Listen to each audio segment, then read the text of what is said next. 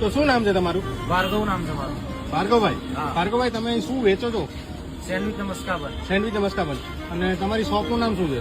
Popatlal sandwich. Popatlal sandwich. કેટલા વર્ષોથી વેચો છો? 25 થી 30 વર્ષ થયા. 25-30 વર્ષ થયા. તો તમે આ એરિયામાં બહુ ફેમસ હશો ને? આટલામાં તો વાસણા મારો, પારડી મારો, કોઈ પૂછો પોપટલાલ સેન્ડવિચ તો તમને અહીંયા મૂકી જાય. એવું છે એમ? હા. તો તમે કઈ કઈ સેન્ડવિચ રાખો છો? બધી આલુ મટર, વેજીટેબલ ચીઝ, આમ ચીઝ ચટણી, આલુ મટર ચીઝ, વેજીટેબલ ચીઝ. ઓકે. અને સૌથી વધુ કઈ વેચાય છે તમારી? આલુ મટર વેજીટેબલ.